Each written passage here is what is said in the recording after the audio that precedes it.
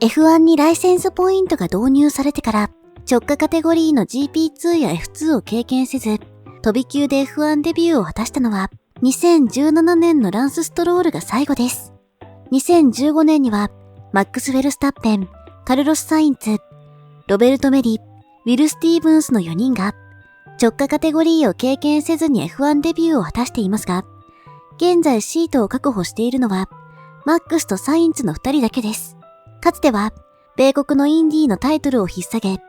F1 に殴り込みをかけてきたドライバーが存在し、実際にビルヌーブがタイトルを獲得。モントーヤも期待通りの暴れっぷりを見せ、大いに F1 を盛り上げてくれました。このようなサプライズは、エンターテインメント的には最高の設定だと思いますが、ライセンスポイントの導入により、F1 にふさわしいドライバーが限定されてからは、それが実現されることはなくなりました。ライセンスポイントの導入は、デビュー当時のマックスがあまりにも過激なドライビングを見せて、多くの関係者から F1 にふさわしくないという声が上がっていたことが理由の一つです。その後マックスは劇的な進化を遂げ、今では F1 史上最強のドライバーと言われるまで成長しています。マックスや、かつてのライコネンのようなシンデレラストーリーが再現されることはありませんが、もしかしたら今でもジュニアカテゴリーには第2のマックス、ライコネンが埋もれているかもしれません。現在 F1 ドライバーになれる最短ルートは F3 と F2 を1年でクリアすることで、ルクレールやラッセル、そしてピアストリの3人がどちらも参戦初年度で制し、F1 のシートを手にしています。さらに、参戦初年度の F2 で3位以内を手にしたドライバー、2年目、3年目で3位以内を手にしたドライバーと続いています。今シーズンのピアストリの快進撃を見て、個人的に感じているのは、やはり F2 を参戦初年度で制したドライバーは、自然と F1 で長期にわたり、シートを維持できる存在だと感じました。F2 でタイトルは獲得できなかったものの、実質参戦初年度でこれに該当するのは、ノリスと角田裕樹。2年目以降ではアルボンとチョウ・グアンユーになります。このことからも、F2 の経験が浅いにもかかわらず、好成績を上げることが、本物の F1 ドライバーの条件かもしれません。この驚異的な適応力は、年齢を重ねるごとに落ちていくような気がするので、年齢的にも23歳以下、そして F1 チームの育成ドライバーであることが絶対条件と言えるのではないでしょうか。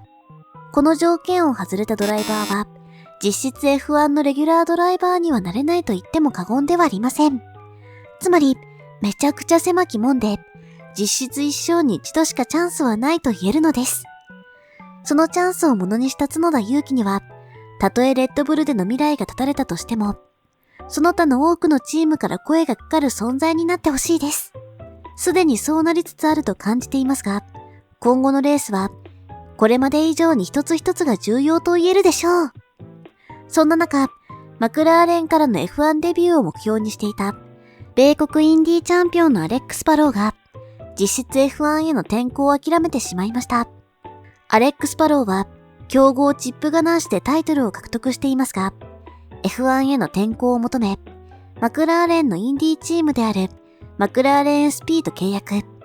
その後、チップガナーシとの間で法廷問題にまで発展し、結果的に今シーズンはチップガナッシュから参戦していますが、マクラーレンとの関係も維持したままなので、極めて珍しいケースと言えます。アレックス・パローは、現在堂々のランキングトップを独走しており、チップガナッシュでのインディーの未来を重視するのは自然な流れでしょう。そのアレックス・パローは、マクラーレンとの2024年以降の契約を一方的に解除したと報じられており、呆れたザク・ブラウンはこう語っています。我々はアレックスをチームに迎え入れるために多くの時間、資金、リソースを費やしてきた。我々は彼を信じており、彼と一緒にインディーカーで勝利することを楽しみにしていたからだ。彼には F1 テストプログラムや将来の F1 のリザーブドライバーとしての役割に向け、数百万ドル投資し、2024年に向けて多額の報酬を支払っている。残念ながら、アレックスに対する我々の信念、コミットメント、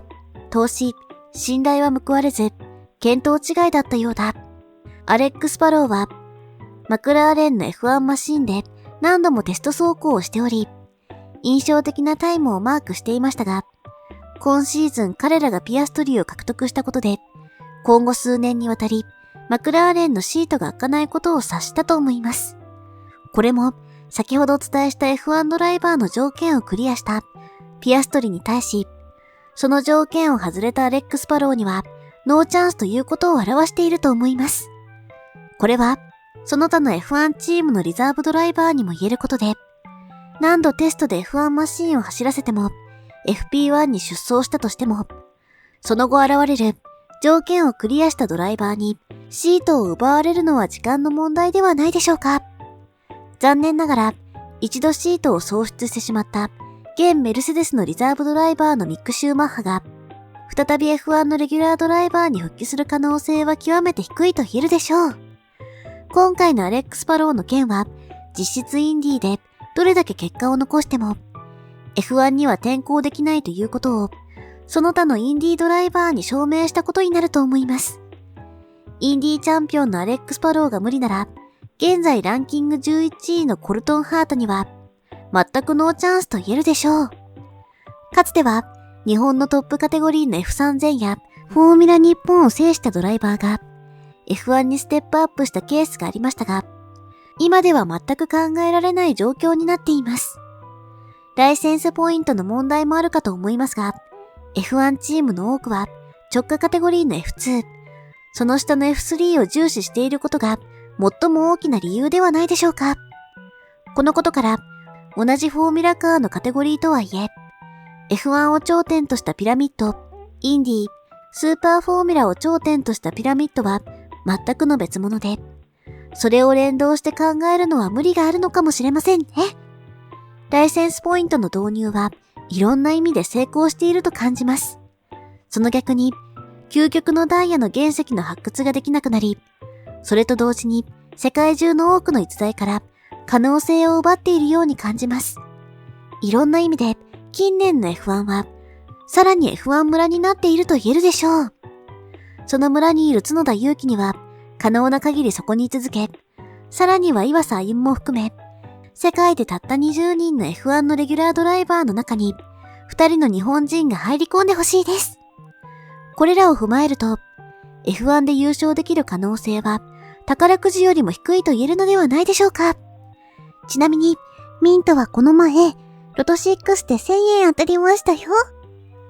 それでは、次回のクレアの衝撃をお楽しみに。おやすみんと。